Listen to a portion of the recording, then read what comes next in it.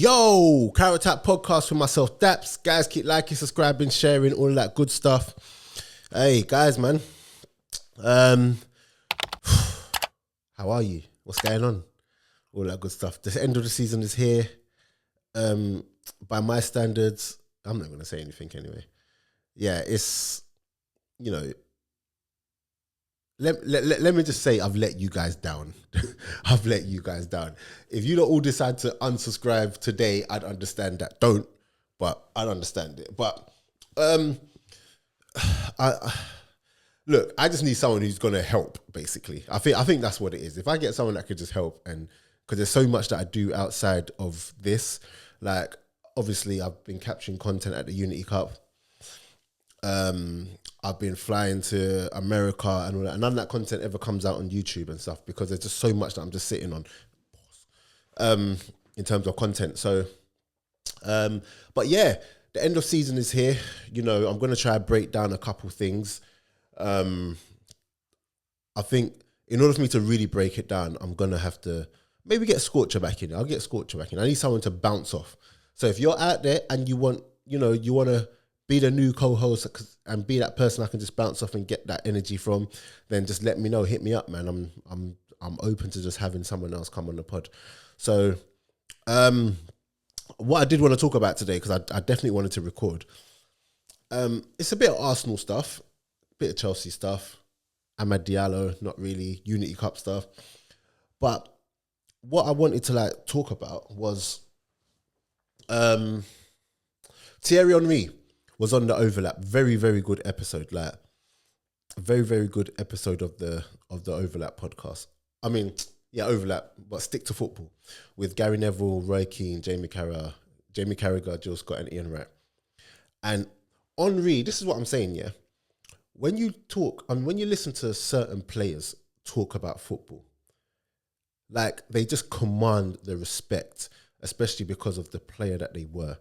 Do you get what I'm saying? Like, how you view football, how Henry views football is just, like, he just gets it.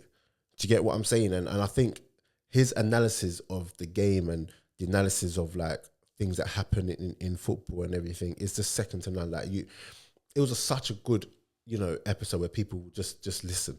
And the one thing that made headlines about Thierry Henry being on Stick to Football, the main thing was him saying that Arteta has to win trophies now because, he's been building. He's had, 5 years now? He's been building. The first 3 years, you can give him that because, he had to make it his team and everything.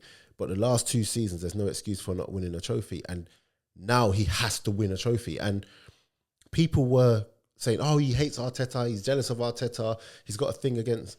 But no, I don't see anything wrong in that. He never said anything about, and to be honest, if you watch the whole thing, he was quite complimentary of Arteta, but I don't think he's saying anything that's wrong. If you're Arteta out, you definitely feel that, he has to bring trophies. Even if you're Arteta in, you have to admit that, yes, it's good where he's got us, but we've been, in terms of a team challenging now, we've been there 2 years and we've not won anything. And to say that, he needs to actually bring in a trophy, win a cup, to win something, to say that there's an issue there is crazy, because what are you in it for? Do you get what I'm saying? And I'm someone that isn't, if Arteta was to get the sack today, I'd understand it. If Arteta kept his job today, I'd understand it. I'm on the fence with it. Do you get what I'm saying? Because at the end of the day, I get both sides. My thing is, if Arteta was to go, we need someone to come in who's going to actually have, a real plan and get us over the line. If Arteta stays, he needs to get us over the line. I'm still going to support the same way. So yeah, I'm neither here nor there. But Arteta, if he has to win something in this coming season, like this season that we just had, it wasn't a good enough season. Yes, we got to the semi-final of the Champions League, but if you saw what we were putting up in the Premier League, it wasn't good enough. And, next season, and this is why it's such an important transfer window, because this is the transfer window that's going to make or break him. Do you get what I'm saying? Like, we know we need a striker. If he does not go out and pay the money for that striker and get him in the door and get in a winger and get a winger in the door, then he's in big trouble. And yeah, I just see the same thing happening again. Do you get what I'm saying? Where we're supposed to challenge, we don't really challenge and whatnot. But we definitely need strengthening. I don't want to see any more defenders coming in, please. Maybe a centre back, maybe. But no, like the priorities are winger and a striker. Do you get what I'm saying? It's looking like Zubamendi's going to come in as well, which is good.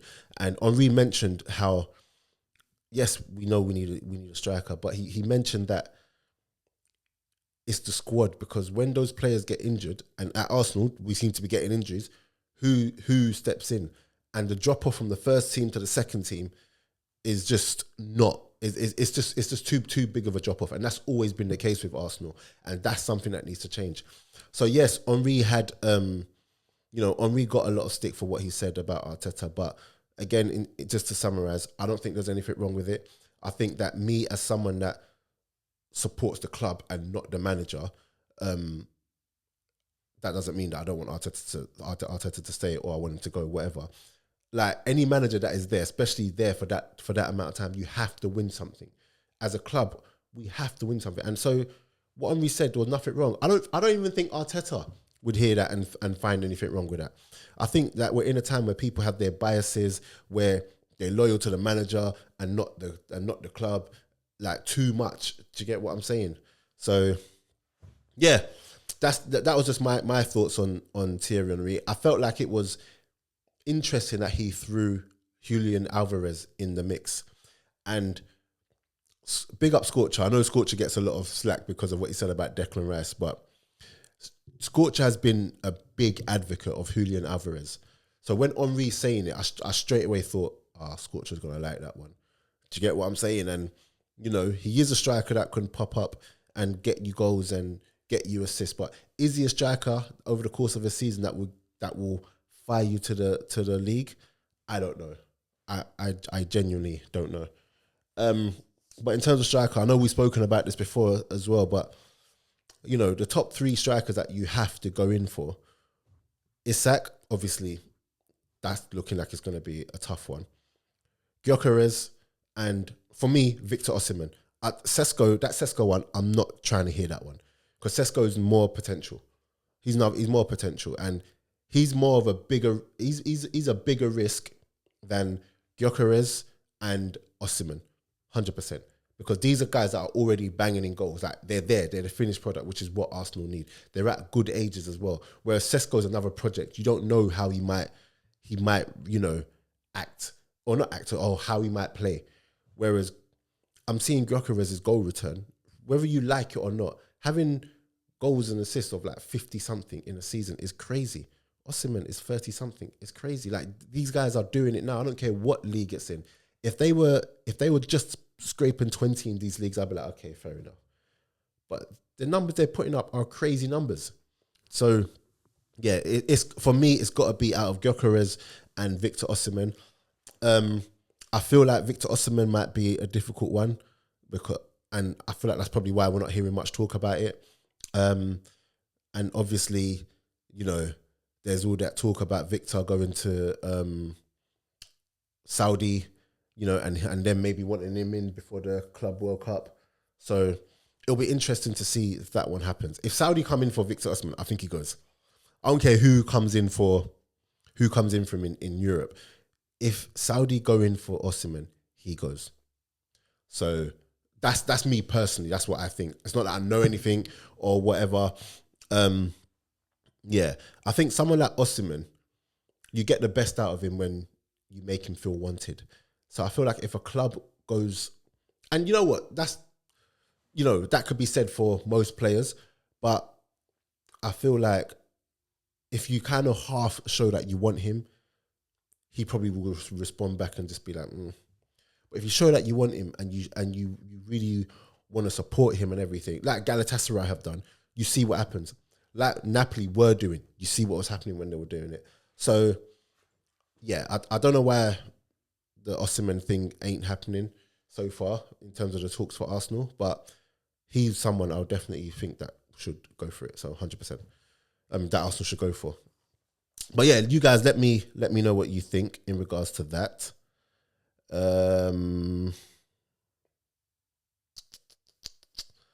So I've got like my little topics. Chelsea win the Conference League. Do you know what I wasn't liking about the whole Chelsea and Conference League stuff? It's the fact that they were talking about, yeah, Chelsea's the first club to complete the European, but no top team really wants to complete that European trophy haul. Do you get what I'm saying? Because if you're a top European team, you don't want to be in the Conference League. So yes, you know, if you're in it, you want to win it 100%. And Chelsea did what they had to do. So I can't complain about that. But all of this going around saying, yeah, we completed all of Europeans. First of all, the Conference League has only been around, 2-3 seasons? This 2 seasons? That's number one. Second of all, like I said, Chelsea should not be in this tournament. You're playing teams like Real Betis. You're playing teams like whoever they've been playing before, like teams that I've never even heard of. Do you get what I'm saying? So you should be winning it. So, pardon me. So all of this stuff about Chelsea completing it, let's just leave that alone. Like, you know, you won it and that's fair and whatnot. The match played out exactly how I expected it to play out. I think on 50 minutes, I said to myself, Chelsea are going to score. Chelsea are going to score soon. Because as well as Betis played in the first half, they were playing, like you never ever felt like they were in real control of the game. Whereas Chelsea, it felt like Chelsea were the better team. And as soon as Betis started getting tired, I could see that, yeah, Chelsea were just going to overrun them and end up winning 4-1. You know, Cole Palmer came alive. It's interesting though that he's suddenly like, again, the best player in the league. We need to stop doing this, man. And this ain't even Cole Palmer like slander. This ain't Cole Palmer slander at all. But, you know, we need to just stop being so between week to week deciding who the best player in the league is and who the best player in the world is and stuff like that, and actually just understand form. Cole Palmer's form over the course of the season has not been great. He's come alive in, you know, a couple of games in the last couple of weeks, and he's got quality. But, you know, all of a sudden I'm hearing, you know, the Cole Palmer praises again, you know, saying that he's one of the best, and no, he's the best now, and, you know, he shows up in every final. And listen, anyway, look, they won, and Cole Palmer played well. And I don't want to make this into a Cole Palmer, you know, hate, because I actually like Cole Palmer a lot, and I think Cole Palmer is a very, very sick player. So big them up, or not, depending on, you know, I'm an Arsenal fan, so or not. And yeah, it's gonna be interesting. It's gonna be interesting. That, you know what? I also, on that Chelsea subject, I also saw that they were like the youngest team maybe to win a European Cup, the youngest team, and that's an achievement. It's an achievement. But then I also think to myself, but if you had those experienced heads in your team, and I've always said this about Chelsea, for all the money that they spent on all of these young prospects and everything, you need experienced heads in the team, 100%. Like, even if you look at, for example, I felt like Reece James added some control in that game, and he gave them that extra bit of leadership in that second half. You need those leaders, and Chelsea do not have leaders outside of, I think, Reece James. And I can see Enzo trying to grow into that a bit and trying to lead by example. But we've seen too many times throughout the season, and because they are a young team, it's going to happen. When the going gets tough, when your back's against the wall, Chelsea did not have the leaders needed to like get them through those moments. Do you get what I'm saying? When Cole Palmer, who is your go-to guy, was off form, they didn't have the leaders to like drag him through or drag the rest of the team through. And that happens when you get more experienced people in the team. So it's not even a slight on Chelsea and their players, because they're young players. It's going to happen. But, you know, as much as we're praising Chelsea for having, you know, this young team, you need those experienced heads. You absolutely need it. And, you know, Chelsea would have had a much better season and maybe would not have made as much hard work of finishing fourth as they did if they had those experienced players. So, yeah. So that's that for me. I've got an interesting one now, yeah. This is like a little fun one. And I want you guys to get involved in this, yeah. So I was sitting there having a conversation, and it came to me like, You know, I'm a lover of like players with great first touches. I remember a couple seasons ago, I think it was Mahrez's last season, a video. It kind of went viral. If I don't, yeah, it kind of did. I was talking about Mahrez having the best first touch in the Premiership at that time, and no one even came close to him. Now, in terms of first touches, yeah, I'm gonna throw this one to you, yeah.